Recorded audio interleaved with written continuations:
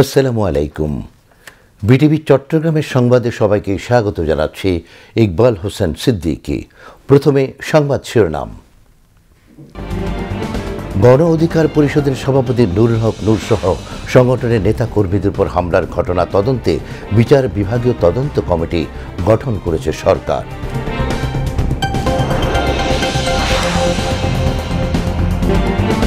নূরের উপর হামলার ঘটনায় কেউ ছাড় পাবে না, দ্রুত বিচার শেষ করা হবে, সরকারের বিবৃতি।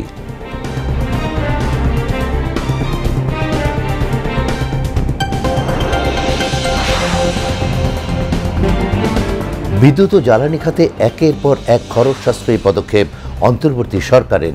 গত এক বছরের সাশ্রয় 14,000 কোটি টাকারও বেশি।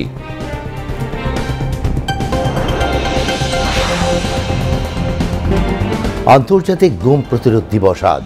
ফ্যাসিস্ট আওয়ামী লীগের সময়ে গুম হওয়া ব্যক্তিদের স্মরণ ও বিচারের দাবি সহ নানা কর্মসূচি পালন।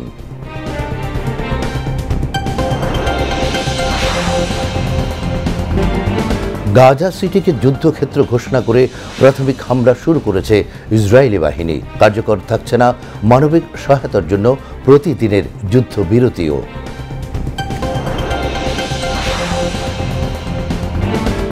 এবং ভারতের রাজগিরে এশিয়া কাপ হকিতে চাইনিজ তাইপেকে ৮-৩ গোলে হারিয়েছে বাংলাদেশ।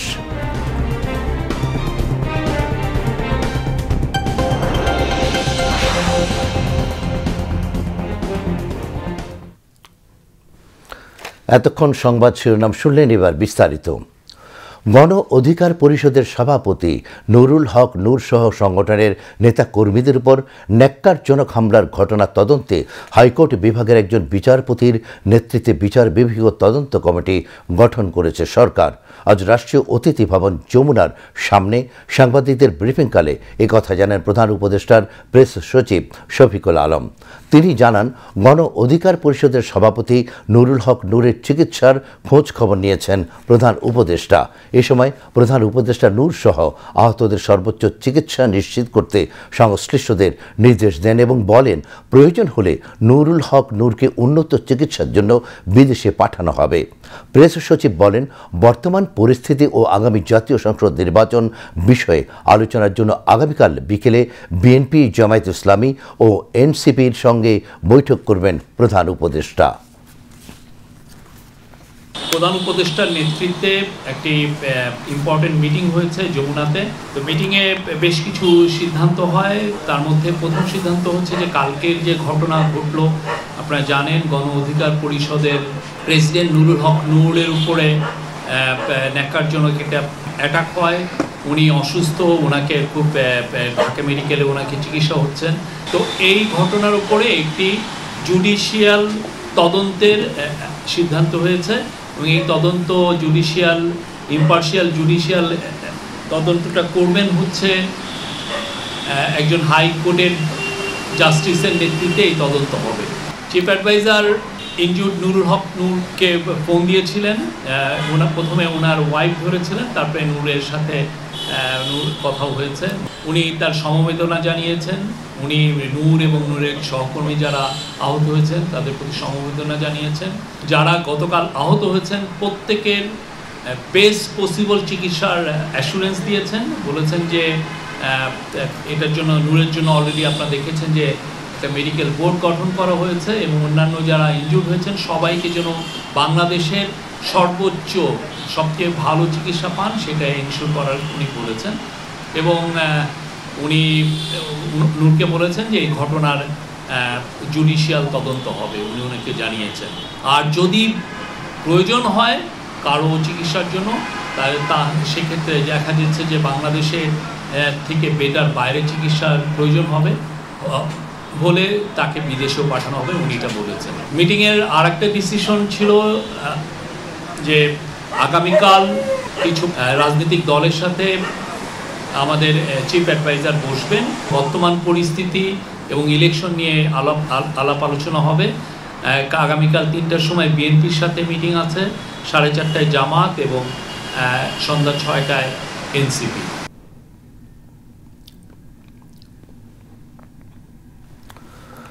গণপ্রজাতন্ত্রী বাংলাদেশের অন্তর্বর্তীকালীন সরকারের গণ অধিকার পরিষদের সভাপতি, জুলাই গণ অভ্যুত্থানের অন্যতম নেতা এবং গণতন্ত্র, ন্যায় বিচার ও জনগণের অধিকার আদায়ের পক্ষে সাহসী ভূমিকা রাখা রাজনীতিবিদ নুরুল হক নূরের উপর নৃশংস হামলার তীব্র নিন্দা জানিয়েছে। সরকারি এক বিবৃতিতে বলা হয়, কেবল নুরুল হক নূরের উপরই নয়, এই ধরনের সহিংসতা ন্যায় বিচার ও জবাবদিহিতা নিশ্চিতের ঐতিহাসিক সংগ্রামে জাতিকে একত্রিত করা গণতান্ত্রিক আন্দোলনের স্পিরিটের উপরেও আঘাত বলে মনে করে অন্তর্বর্তীকালীন সরকার। অন্তর্বর্তীকালীন সরকার বাংলাদেশের জনগণকে আশ্বস্ত করছে যে এই নৃশংস ঘটনার একটি পূর্ণাঙ্গ ও নিরপেক্ষ তদন্ত সর্বোচ্চ গুরুত্ব সহকারে সম্পন্ন করা হবে। প্রভাব বা পদমর্যাদা যাই হোক না কেন, জড়িত কোনো ব্যক্তি জবাবদিহিতা থেকে রেহাই পাবে না। স্বচ্ছতা এবং দ্রুততার সাথে এর বিচার সম্পন্ন করা হবে।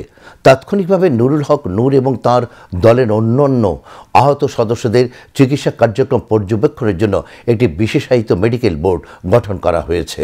তাদের সর্বোচ্চ মানের চিকিৎসা সেবা নিশ্চিত করতে অন্তর্বর্তী সরকার প্রতিশ্রুতিবদ্ধ। প্রয়োজনে তাদের উন্নত চিকিৎসার জন্য রাষ্ট্রীয় খরচে বিদেশে পাঠানো হবে। এই সংকটময় সময়ে নুরুল হক নূর, তার দলের আহত সদস্যগণ এবং তাদের পরিবারের সঙ্গে পুরো জাতির প্রার্থনা এবং সংহতি রয়েছে। 2018 সালে শেখ হাসিনার ফ্যাসিবাদী শাসনের বিরুদ্ধে কোটা সংস্কার আন্দোলনে নুরুল হক নূর ঐতিহাসিক ভূমিকা পালন করেছিলেন। একজন ছাত্র নেতা হিসেবে তিনি তরুণদের সংগঠিত করেছিলেন, বিভিন্ন মত ও কণ্ঠকে ঐক্যবদ্ধ করেছিলেন এবং অন্যায়ের বিরুদ্ধে নির্ভীকভাবে দাঁড়িয়েছিলেন। বিবৃতিতে বলা হয়, 24 জুলাই গণ অভ্যুত্থান চলাকালে তাকে গ্রেপ্তার করা হয়েছিল এবং হেফাজতে নিয়ে নির্মম নির্যাতন করা হয়েছিল। নুরুল হক নূরের ভূমিকা একটি স্বাধীন, সুষ্ঠু এবং গণতান্ত্রিক বাংলাদেশের জন্য জনগণের সম্মিলিত আকাঙ্ক্ষার প্রতীক। তার সাহস ও আত্মত্যাগ চিরকাল জাতির ইতিহাসের অংশ হয়ে থাকবে। এই সংকটকালীন সময়ে অন্তর্বর্তীকালীন সরকার জুলাই অভ্যুত্থানে অংশগ্রহণকারী সকল রাজনৈতিক ও সামাজিক শক্তির প্রতি ঐক্যবদ্ধ হওয়ায় আহ্বান জানিয়েছেন। সংগ্রামের অর্জন রক্ষা করতে, জনবিরোধী সকল ষড়যন্ত্র প্রতিহত করতে এবং গণতন্ত্রে সকল উত্তরণ নিশ্চিত করতে সবার ঐক্যবদ্ধ হওয়া অপরিহার্য। অন্তর্বর্তীকালীন সরকার দৃঢ়ভাবে নিশ্চিত করছে যে আগামী জাতীয় নির্বাচন যথাসময়ে 2026 সালের ফেব্রুয়ারির প্রথমার্ধেই অনুষ্ঠিত হবে। বাংলাদেশের জনগণের প্রতি এটি অন্তর্বর্তীকালীন সরকারের একনিষ্ঠ অঙ্গীকার। নির্বাচন বিলম্বিত বা বানচাল করার সকল ষড়যন্ত্র, বাধা অথবা প্রচেষ্টা অন্তর্বর্তীকালীন সরকার এবং গণতন্ত্রপ্রেমী, দেশপ্রেমিক জনগণ দৃঢ়ভাবে প্রতিহত করবে। জনগণের ইচ্ছা অনুযায়ী হবে, জনগণ ইচ্ছা জয়ী হবে। কোনো অশুভ শক্তিকে গণতন্ত্রের পথে আমাদের অগ্রযাত্রাকে বাধাগ্রস্ত করতে দেয়া যাবে না। এদিকে ঢাকা মেডিকেল কলেজ হাসপাতালের নিউরোসার্জারি বিভাগের চিকিৎসক জাহিদ রায়হান জানিয়েছেন, নিবিড় পরিচর্যা কেন্দ্র ICUয়ে চিকিৎসাধীন গণ অধিকার পরিষদের সভাপতি নুরুল হক নূরের জ্ঞান ফিরেছে, তবে এখনও তিনি আশঙ্কামুক্ত নন। সকালে নূরের সর্বশেষ শারীরিক অবস্থা নিয়ে এক ব্রিফিংয়ে তিনি একথা জানান। নুরুল হক নূরের চিকিৎসায় 6 সদস্যের মেডিকেল বোর্ড গঠন করেছে ঢাকা মেডিকেল কলেজ।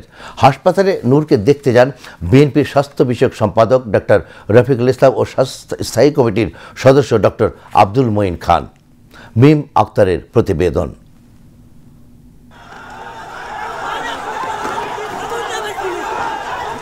রাজধানীর কাকরাইলে শুক্রবার সন্ধ্যায় হঠাৎ উত্তেজনা ছড়িয়ে পড়ে।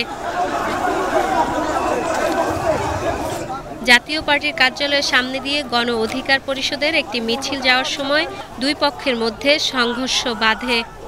সংঘর্ষে গুরুতর আহত হন গণ অধিকার পরিষদের সভাপতি নুরুল হক নূর সহ বেশ কয়েকজন। রাতেই নূর সহ আহতদের ঢাকা মেডিকেল কলেজ হাসপাতালে নেওয়া হয়। তার মাথা ও মুখে গুরুতর আঘাত লাগে। বর্তমানে তিনি হাসপাতালের ICUতে চিকিৎসাধীন।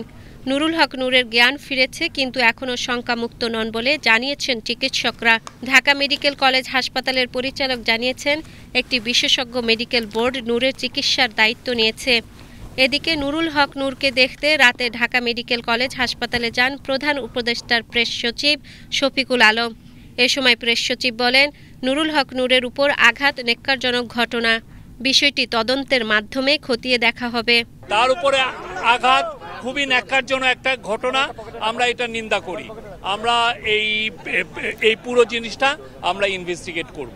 এদিকে আজ ঢাকা মেডিকেলে আহত নুরুল হক নূরকে দেখতে যান বিএনপি সহ বিভিন্ন রাজনৈতিক দলের নেতৃবৃন্দ।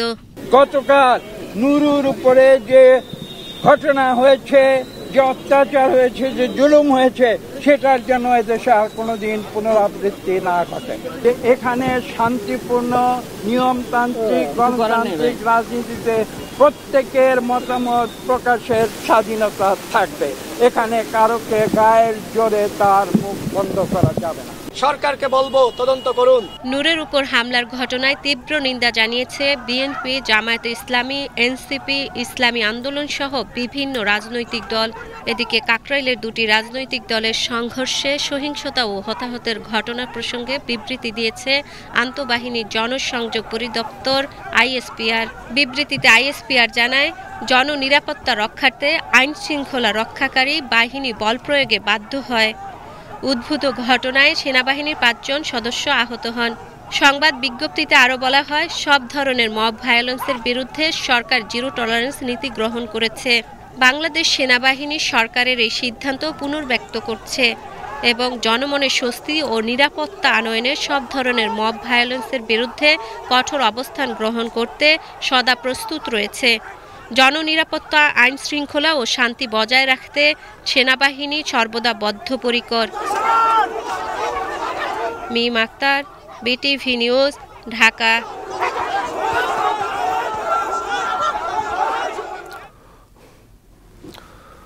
গত এক বছরে বিদ্যুৎ ও জ্বালানি খাতে 14,000 কোটিরও বেশি টাকা ব্যয় সাশ্রয় করেছে অন্তর্বর্তীকালীন সরকার। অথচ 5 আগস্ট পূর্ববর্তী প্রায় 1.5 দশকে দেশের বিদ্যুৎ ও জ্বালানি খাতকে দুর্নীতি ও হরিলুটের বড় উৎসে পরিণত করেছিল পতিত আওয়ামী লীগ সরকার। দায়মুক্তি আইন, সিন্ডিকেট ও টেন্ডারবিহীন দরপত্র আহ্বান, এ সকল অনিয়ম ছিল আওয়ামী লীগ আমলের বিদ্যুৎ ও জ্বালানি খাতের খতিয়ান। আর এসব জ্বালানি অপরাধ হয়েছে প্রাতিষ্ঠানিক ও ব্যক্তিগত পর্যায়ে। জ্বালানি বিশেষজ্ঞরা বলছেন, কেবল ব্যয় সাশ্রয় করেই আসবে না বিদ্যুৎ ও জ্বালানি খাতের মৌলিক পরিবর্তন। বন্ধ করতে হবে বিগত সরকারের রেখে যাওয়া লুণ্ঠন ও সম্পদ আত্মসাতের সকল পথ। রিপোর্ট আরেফিন মাসুদের। টেকসই বিদ্যুৎ ও জ্বালানি খাত তৈরিতে গত প্রায় 1.5 দশকে নানামুখী উদ্যোগ হাতে নেয় পতিত আওয়ামী লীগ সরকার, যার বেশিরভাগই ছিল উদ্দেশ্য প্রণোদিত। এ সকল পদক্ষেপের মাধ্যমে হাতিয়ে নেওয়া হয়েছে শত শত কোটি টাকা। লুণ্ঠন করা দেশের এই অর্থ পাচার করা হয় বিদেশে। দায়মুক্তি আইন প্রণয়নের মধ্য দিয়ে লুটপাটের মেশিনে পরিণত করা হয়েছিল বিদ্যুৎ ও জ্বালানি খাতকে। 2024-এর 5 আগস্ট পরিবর্তিত পরিস্থিতির পর শুধুমাত্র সংস্কারের মাধ্যমে বিদ্যুৎ ও জ্বালানি খাত থেকে 14,000 কোটিরও বেশি টাকা সাশ্রয় করেছে অন্তর্বর্তীকালীন সরকার।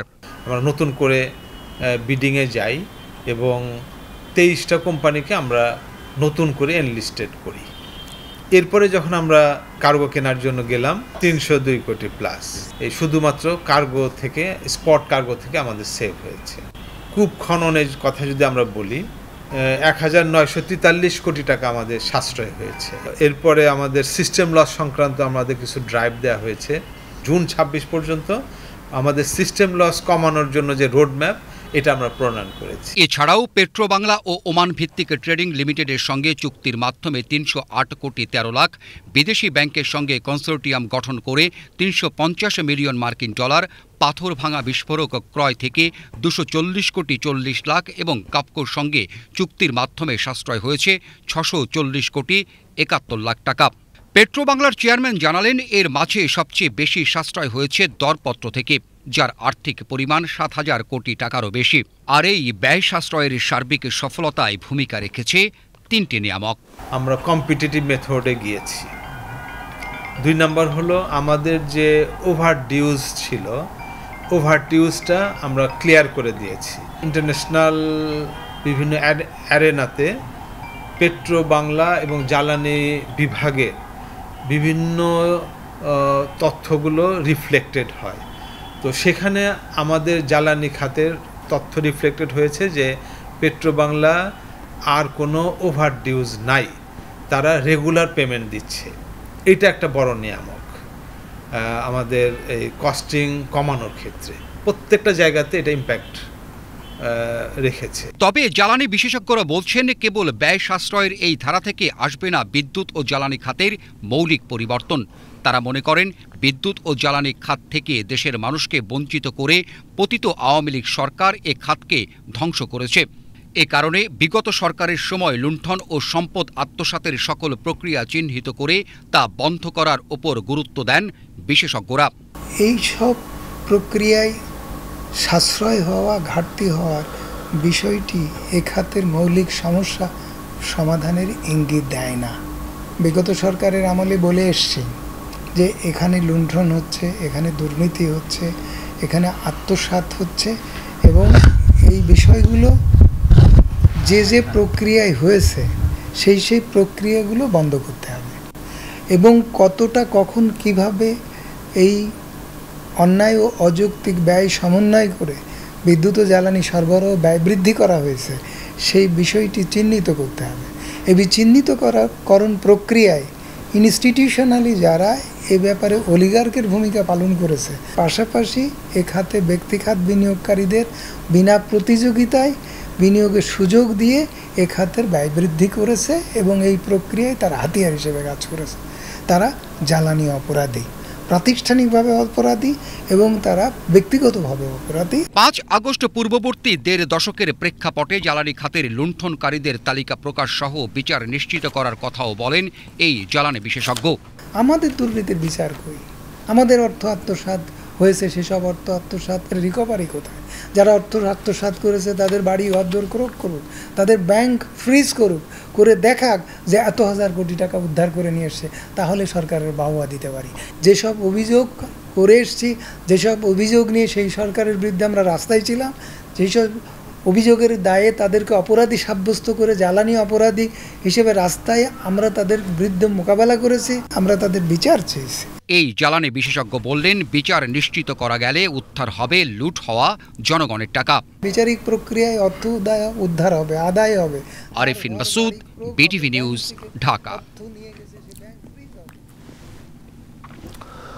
15তম আন্তর্জাতিক গুম প্রতিরোধ দিবস আজ। 2010 সালের ডিসেম্বরে জাতিসংঘের international convention for protection of all persons against enforced disappearance সম্মেলনে গৃহীত সনদের মাধ্যমে 30 আগস্টকে গুমের শিকার ব্যক্তিদের স্মরণে আন্তর্জাতিক দিবস হিসেবে ঘোষণা করা হয়।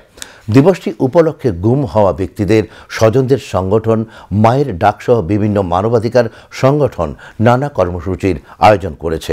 তারা গুমের শিকার ব্যক্তিদের খোঁজ এবং দায়ীদের বিচার নিশ্চিত করার দাবি জানিয়ে আসছেন দীর্ঘদিন ধরে।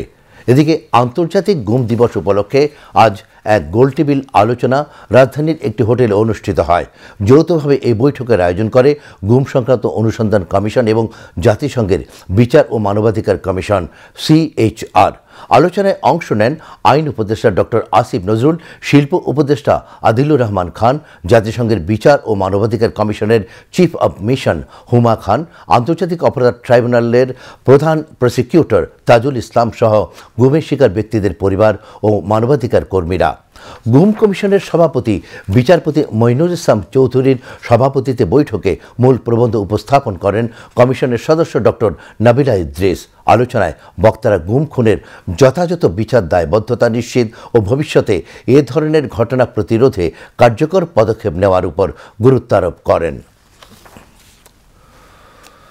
জনগণের ম্যান্ডেট নিয়ে বিএনপি ক্ষমতায় আসলে গুমের সংস্কৃতি নিশ্চিহ্ন করতে আইন প্রণয়ন ও তা কার্যকরের জন্য সকল ব্যবস্থা গ্রহণ করা হবে বলে জানিয়েছেন বিএনপির স্থায়ী কমিটির সদস্য সালাউদ্দিন আহমেদ।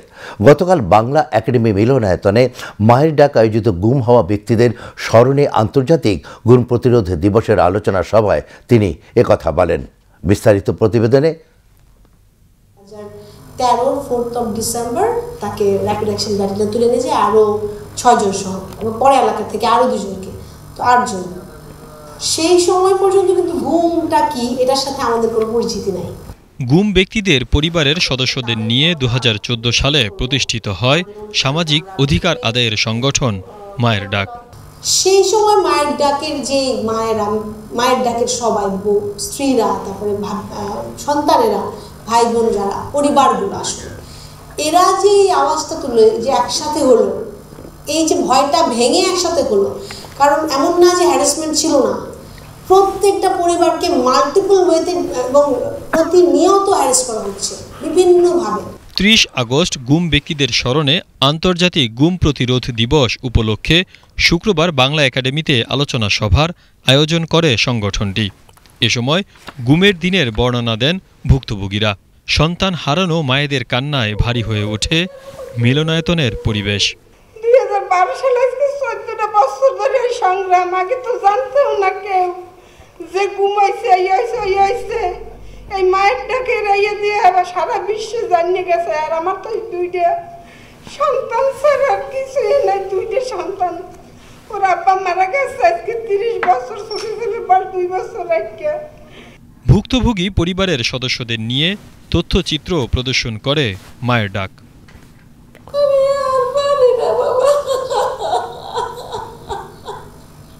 বাবা নাই, এই জিনিসটা আমি এখন মানে এক্সাম করতে পারতেছি না যে আমি আসলে দোয়া করলে আমি আল্লাহর কাছে কি দোয়া করব। এ সময় আয়নাঘরে বন্দিদশার দিনগুলোর বর্ণনা দেন বিএনপির স্থায়ী কমিটির সদস্য সালাউদ্দিন আহমেদ।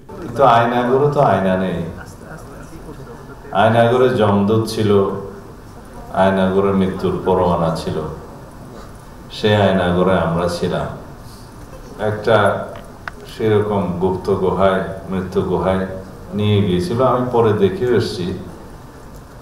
তা আমি তখন যদি আমার চোখ বন্ধ না থাকতো তাহলে হয়তো আমার কাছে বিশ্বাস হতো না যে এখানে একজন মানুষ থাকতে পারে। তবে রুমের ভিতরে চোখ খোলা থাকতো, এর বাইরে দুনিয়া তো দেখা সম্ভব ছিল না।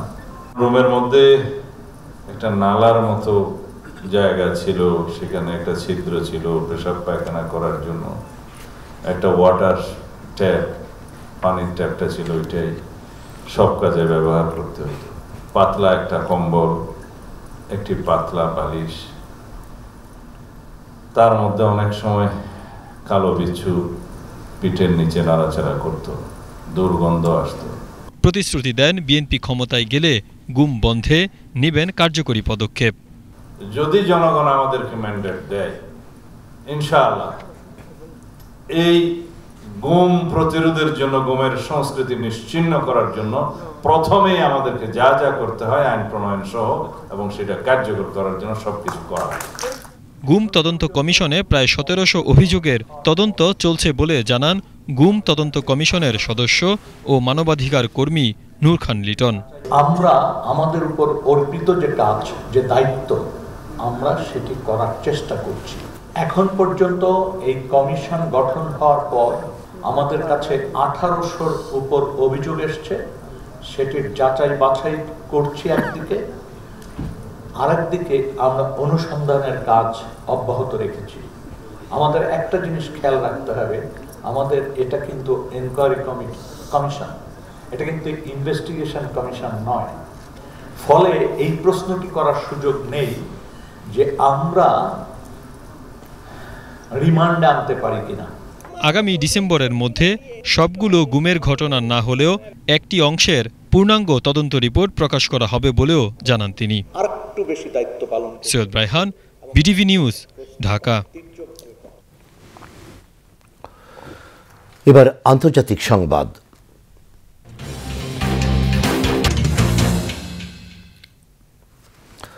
ফিলিস্তিনের অবরুদ্ধ গাজা উপত্যকার বৃহৎ শহর গাজা সিটিতে হামলা শুরুর ঘোষণা দিয়েছে দখলদার ইসরায়েল। শুক্রবার ইসরায়েলি প্রতিরক্ষা বাহিনী জানায় তারা সেখানে প্রাথমিক অভিযান শুরু করেছে। এর ফলে গাজার সবচেয়ে বড় শহরে মানবিক সহায়তার জন্য প্রতিদিনের সাময়িক যুদ্ধবিরতিও আর কার্যকর থাকছে না। অভিযানের জন্য সেপ্টেম্বরের শুরুতে প্রায় 60,000 রিজার্ভ সৈন্যকে ডাকা হচ্ছে, যাতে অভিযানের জন্য সক্রিয় দায়িত্বে থাকা সেনাদের উপর চাপ হালকা করা যায়। এদিকে জাতিসংঘের শিশু তহবিল ইউনিসেফ সতর্ক করেছে, গাজা সিটির পুষ্টি কেন্দ্রে ক্ষুধার্ত শিশুর সংখ্যা দ্রুত বাড়ছে। সংস্থাটি বলছে, মাঠ পর্যায়ে স্পষ্ট বোঝা যাচ্ছে দুর্ভিক্ষ গাজা সিটিকে ধ্বংস করে দিচ্ছে। অভিভাবকরা হতাশায় দিন কাটাচ্ছেন, কারণ তাদের কোনো বিকল্প নেই। ফিলিস্তিনি স্বাস্থ্য মন্ত্রণালয়ের হিসাব অনুযায়ী গত 24 ঘন্টায় অনাহার ও অপুষ্টিতে মারা গেছেন অন্তত 5 জন। তাদের মধ্যে 2 শিশু রয়েছে। যুদ্ধ শুরুর পর থেকে অনাহার ও অপুষ্টিতে মৃতের সংখ্যা দাঁড়িয়েছে 322 জনে। এর মধ্যে শিশু সংখ্যা 121 জন। গাজায় ইসরায়েলি আগ্রাসনে 24 ঘন্টায় আরও অন্তত 67 জন ফিলিস্তিনি নিহত হয়েছেন। 2023 সালের 7 অক্টোবর থেকে ইসরায়েলি হামলায় গাজায় এ পর্যন্ত 63,025 জন নিহত হয়েছেন। আহত হয়েছেন 1,59,490 জন। এদিকে গাজায় চলমান যুদ্ধের প্রতিবাদে ইসরায়েলের সঙ্গে তুরস্ক সব ধরনের অর্থনৈতিক ও বাণিজ্যিক সম্পর্ক সম্পূর্ণ ছিন্ন করেছে বলে জানিয়েছেন দেশটির পররাষ্ট্রমন্ত্রী হাকান ফিদান। ইসরায়েলের উড়োজাহাজের জন্য তুরস্কের আকাশসীমাও বন্ধ করে দেওয়া হয়েছে বলে জানান তিনি। গতকাল তুরস্কের পার্লামেন্টে গাজা বিষয়ক এক বিশেষ অধিবেশনে বক্তব্য দেওয়ার সময় পররাষ্ট্রমন্ত্রী ফিদান এসব কথা বলেন। প্রথমবারের মতো রাশিয়া ও চীনের সাবমেরিন প্রশান্ত মহাসাগরে যৌথ টহল অভিযান পরিচালনা করেছে। শুক্রবার এই তথ্য জানিয়েছে মার্কিন সংবাদ মাধ্যম CNN। আগস্টের শুরু থেকে ডিজেল ও বৈদ্যুতিক শক্তিতে চালিত সাবমেরিনের টহল শুরু হয়। এ বিষয়ে রাশিয়ার প্রশান্ত মহাসাগরীয় নৌবহর একটি বিবৃতি প্রকাশ করেছে। বিবৃতি মতে ওই টহলের অংশ হিসেবে সাবমেরিন ভলখভ রাশিয়ার ভ্লাদিভস্তক নৌঘাঁটি থেকে 2000 মাইল পাড়ি দেয়। আরও জানানো হয়, দুই দেশের সাবমেরিন জাপান সাগর ও পূর্ব চীন সাগরে টহল দিয়েছে। এই টহলের বিষয়টি বেইজিং এখনও আনুষ্ঠানিকভাবে নিশ্চিত করেনি। তবে দেশটির রাষ্ট্রায়ত্ত গণমাধ্যম গ্লোবাল টাইমস রুশ সংবাদ মাধ্যমের বরাত দিয়ে এ বিষয়ে একটি প্রতিবেদন প্রকাশ করেছে। চীনের এক সামরিক বিশেষজ্ঞর মতে, প্রথমবারের মতো চীন রাশিয়ার যৌথ সাবমেরিন টহল দুই দেশের একের অপরের প্রতি উচ্চ পর্যায়ের কৌশলগত আস্থার ইঙ্গিত। দুই দেশের সাবমেরিনের মধ্যে যোগাযোগ রক্ষায় শুধু কারিগরি দক্ষতা নয়, আরও অনেক ঘনিষ্ঠ আদান প্রদানের সংযোগ রয়েছে বলে তিনি ইঙ্গিত করেন। শান্তি চুক্তি আলোচনার অংশ হিসেবে ইউক্রেনিয়ান ও রুশ সেনাদের মধ্যে গঠিত বাফার জোন প্রস্তাব প্রত্যাখ্যান করেছে ইউক্রেনের প্রেসিডেন্ট ভলোদিমির জেলেনস্কি। তিনি বলেন, এটি আধুনিক যুদ্ধের বাস্তবতাকে প্রতিফলিত করে না। শুক্রবার সাংবাদিকদের সঙ্গে তিনি কথা বলেন। জেলেনস্কি বলেন, যারা আজকের যুদ্ধের প্রযুক্তিগত অবস্থা বোঝেন না, কেবল তারাই একটি বাফার জোনের প্রস্তাব করেন। জেলেনস্কি এই মন্তব্য এমন এক সময় করলেন যখন একটি প্রতিবেদনে বলা হয়েছে ইউরোপীয় নেতারা যুদ্ধ বন্ধ অথবা দীর্ঘমেয়াদী চুক্তির জন্য 40 কিলোমিটার অঞ্চল জুড়ে একটি বাফার জোন গড়ে তোলার চিন্তা করছে। এবার খেলার খবর।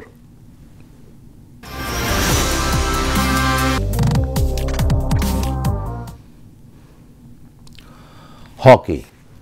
এশিয়া কাপ হকির দ্বিতীয় ম্যাচে দুর্দান্ত জয়ে ঘুরে দাঁড়িয়েছে বাংলাদেশ। আজ চাইনিজ তাইপেকে 8-3 গোলে উড়িয়ে দিয়ে বড় জয়ের দেখা পেয়েছে লাল সবুজের প্রতিনিধিরা। ভারতের বিহারের রাজগীর হকি স্টেডিয়ামে বাংলাদেশের পক্ষে 2টি করে গোল করেন মোহাম্মদ আবদুল্লাহ, রাকিবুল হাসান ও আশরাফুল ইসলাম। এছাড়া 1টি করে গোল করেন সোহানুর রহমান ও রেজাউল করিম। ম্যাচ শুরুর 4 মিনিটের মাথায় আবদুল্লাহর গোলে এগিয়ে যায় বাংলাদেশ। তবে 10 মিনিট পর গোল শোধ করেন চাইনিজ তাইপের সুং ইউ। 1-1 সমতায় শেষ হয় প্রথম কোয়ার্টার।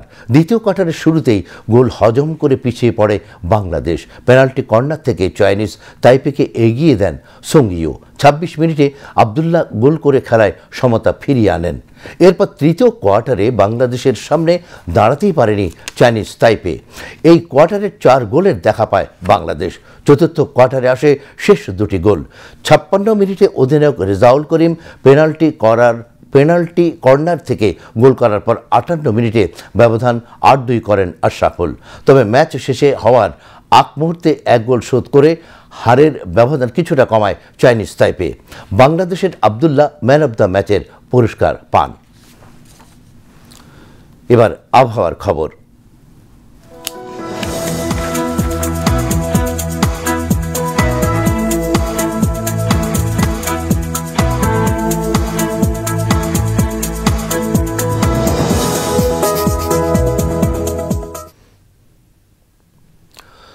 পতেঙ্গা আবহাওয়া অফিস জানিয়েছে আগামীকাল সন্ধ্যে 6টা পর্যন্ত চট্টগ্রাম এবং পার্শ্ববর্তী এলাকায় আকাশ আংশিক মেঘলা অথবা সাময়িকভাবে মেঘাচ্ছন্ন থাকতে পারে। সেই সাথে অস্থায়ীভাবে অনেক জায়গায় হালকা থেকে মাঝারি ধরনের বৃষ্টি অথবা বজ্রসহ বৃষ্টিপাত এবং কোথাও কোথাও মাঝারি ধরনের ভারী থেকে ভারী বর্ষণের সম্ভাবনা রয়েছে। দিনের তাপমাত্রা সামান্য বৃদ্ধি পেতে পারে এবং রাতের তাপমাত্রা প্রায় অপরিবর্তিত থাকতে পারে। পরবর্তী 24 ঘন্টায় আবহাওয়ার সামান্য পরিবর্তনের সম্ভাবনা রয়েছে। নগরীতে আজ সর্বোচ্চ তাপমাত্রা ছিল 32 ডিগ্রি সেলসিয়াস, যা স্বাভাবিকের চেয়ে 0.9 ডিগ্রি বেশি, এবং সর্বনিম্ন তাপমাত্রা ছিল 25.9 ডিগ্রি সেলসিয়াস, যা স্বাভাবিকের চেয়ে 0.8 ডিগ্রি বেশি। আগামীকাল চট্টগ্রামের সূর্যোদয় 5টা 35 মিনিটে এবং সূর্যাস্ত 6টা 11 মিনিটে। এবার জানিয়ে দিচ্ছি কর্ণফুলী নদীতে আগামীকালের জোয়ার ভাটার সময়সূচি। ভাটা শুরু হবে ভোর 5টা 10 মিনিটে, জোয়ার বেলা 11টা 38 মিনিটে। পরবর্তী ভাটা শুরু হবে বিকেল 5টা 36 মিনিটে এবং জোয়ার রাত 11টা 50 মিনিটে।